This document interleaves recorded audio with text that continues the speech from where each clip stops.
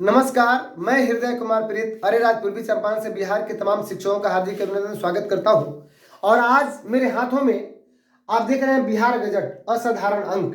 ये हमारे जो नियोजित शिक्षक हैं, जो विशिष्ट शिक्षक बनेंगे, उनकी नियमावली 2023 है, यानी बिहार विद्यालय विशिष्ट शिक्षक नियमावली 2023।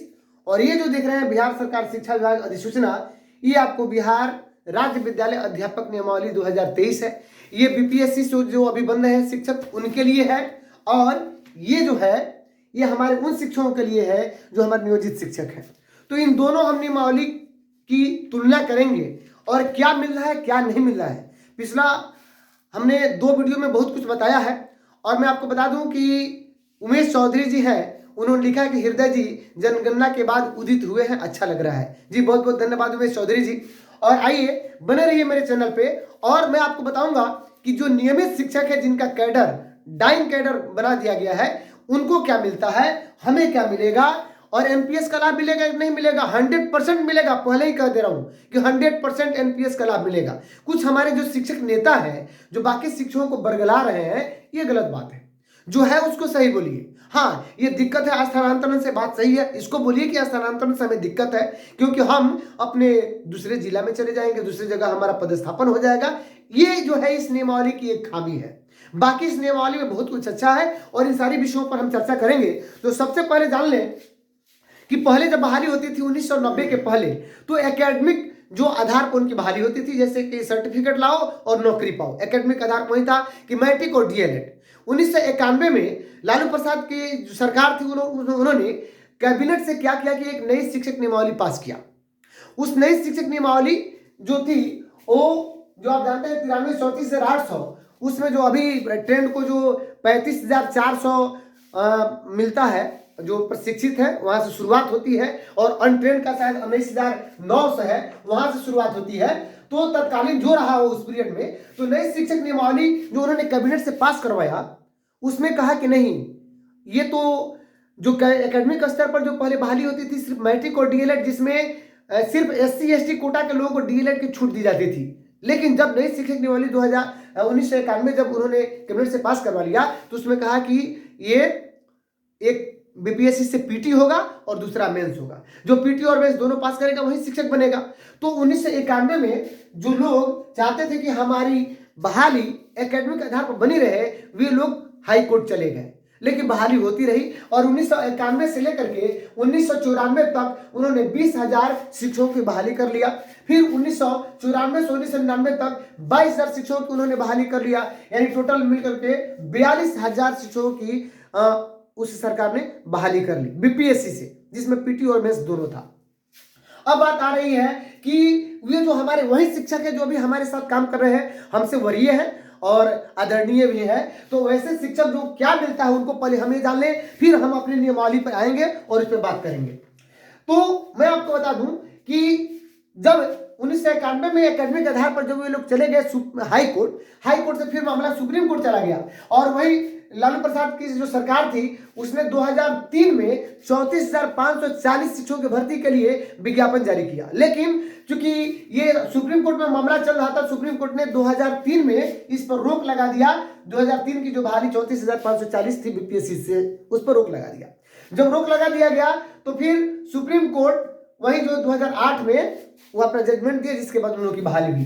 अब रुपया क्या मिलता है, आइए बात करते हैं। तो हमारे जो नियमित शिक्षक है, जो पुराने, जिनको सहायक अध्यापक कहते हैं, बहुत मीडिया पे उछल गया कि सहायक अध्यापक बनेंगे, लेकिन नहीं, विशिष्ट अध्यापक हम बने हैं। सहायक अध्यापक वो है जो 1991, 94, 99 के बहाल है। तो सहायक अध्यापकों को क्या मिलता है, तो उनका जो अभी 35,400 ट्रेंड का और 19,900 अनट्रेंड का। और उसमें मैं आपको बता दूं कि जीपीएफ उनका 6% मिनिमम है, मैक्सिमम ये 25% भी कटवा सकते हैं। और मैंने पिछला वीडियो में कहा भी है कि जीपीएफ जो होता है वो पूरा कंपाउंड इंटरेस्ट लगभग 8.5% जोड़ करके और पूरे उनके सर्विस पीरियड का पैसा एक बार उनको दे दिया जाता है। और पेंशन सरकार नहीं देती है। पिछले वीडियो में मैंने बताया है कि पेंशन के लिए कोई कटौती उनकी नहीं होती है। और मैं आपको बता दूं कि नवंबर 2004 में, जिसमें वाजपेयी जी की सरकार थी, उन्होंने पेंशन बंद कर दिया। अब उसके बाद एनपीएस जारी हुआ। एनपीएस में क्या है कि जो कर्मी है, जो भी हो, जो एनपीएस के दौरान वे सरकारी कर्मी जो राज्यकर्मी है 10% उनकी कटौती होगी और राज्य सरकार 14% अंशदान देगी राज्य सरकार। तो ये हम समझ गए। अब बात आ रही है कि उसके बाद 2001 के बाद हम जानते हैं कि 3-5 में SSC चल रहा था, सर्व शिक्षा अभियान चल रहा था और उसके तहत 1,10,000 लगभग शिक्षा मित्रों की बहाली हो गई। 10,000, 1,10,000। तो इस तरह से बहाली फिर 6 में हुई, 8 में हुई, 10 में हुई और शिक्षा मित्र से फिर पंचायत शिक्षक, प्रखंड शिक्षक, नगर और जिला परिषद। मैं आपको बता दूं कि इस नियमावली में जो बिहार गजट में अभी छपी हुई है, इसमें सभी शिक्षकों का संविलियन करके सिर्फ एक कैडर जिला संवर्ग बनाया जाएगा। अब आइए हम तुलनात्मक अध्ययन करते हैं कि किसको क्या मिलेगा। देखिए, सबसे पहली बात कि ये जो बिहार गजट आप देख रहे हैं, इसमें लिखा हुआ है कि यह नियमावली बिहार विद्यालय विशिष्ट शिक्षक नियमावली 2023 कही जाएगी। तो ठीक उसी प्रकार ये भी बिहार राज्य विद्यालय अध्यापक नियमावली 2023 है। अब ये पूरे बिहार में ये भी लागू है, पूरे बिहार में ये भी लागू है ना। सरकार प्रशासनिक नियुक्ति का प्राधिकार, टोटल चीज। अब इसमें डीओ साहब है, इसमें भी डीओ साहब है हेड, उसमें भी आरडीडी है, उसमें भी आरडीडी है अपीलीय प्राधिकार के लिए। अब आइए बात करते हैं इस नियमावली में। देखिएगा परिभाषा 2 के खंड 6 का जो है कि विशिष्ट शिक्षक से विपरीत है इस नियमावली के नियम 4 के तहत, सक्षमता परीक्षा उत्तीर्ण ऐसे सभी शिक्षक जिन्हें स्थानीय निकायों द्वारा नियुक्त किया गया है, जो संबंधित स्थानीय निकाय शिक्षक नियमावली 2020 के अंतर्गत आते हैं, जो 2020 का जो नियमावली उसके अंतर्गत आते हैं, तो वही विशिष्ट शिक्षक कहलाएंगे। यानी अर्थात विशिष्ट शिक्षक के लिए कोई स्पेशल नई भर्ती नहीं होगी। अगर आप मेरे चैनल पे नए हैं तो प्लीज मेरे चैनल को सब्सक्राइब कीजिए, लाइक कीजिए, शेयर कीजिए, कमेंट कीजिए, अच्छा लगे तो अपने दोस्तों के पास शेयर कीजिए। चलिए आगे बढ़ते हैं कि इसमें इंपॉर्टेंट चीज कहां पे है, मैं आपको सब कुछ पढ़ के बताऊंगा। इस नियमावली में संक्षिप्त नाम विस्तार एवं प्रारंभ सेम है हमारे बीपीएससी वाला और जो विशिष्ट है, यानी अध्यापक और विशिष्ट दोनों की बात कर रहा हूं। परिभाषाएं भी सेम है। दूसरा नंबर, इसमें मध्य विद्यालय, प्राथमिक विद्यालय, माध्यमिक विद्यालय और उच्चतर माध्यमिक, जिला परिषद, पंचायत समिति, ग्राम पंचायत, नगर निकाय, संवर्ग, नियुक्ति प्राधिकार, अनुशासनिक प्राधिकार, अपीलीय प्राधिकार, विद्यालय अध्यापक से अभिप्रेत, ये सारी बातें जो है प्रधानाध्यापक और 20 तक प्रधान शिक्षक और पूर्व संयुक्त पंचायती राज संस्था, यानी 6 से लेकर के सभी लोगों को सम्मिलित कर दिया गया है। ये कौन सी नियमावली है?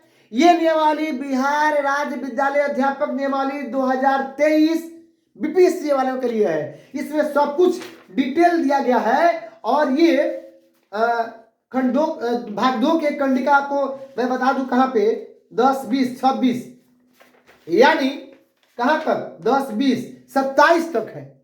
और ये कहता है, ध्यान दीजिएगा, कि जब हम विशिष्ट अध्यापक नियमावली में चलते हैं तो आप आइए भाग 2 में कह रहा है कि अन्य कोई भी परिभाषा जो इस नियमावली में वर्णित न हो, बिहार राज्य विद्यालय अध्यापक नियुक्ति, स्थानांतरण, अनुशासनिक कार्रवाई एवं सेवा शर्त नियमावली 2023 के नियम 2 में दी गई परिभाषाओं से परिभाषित होगी।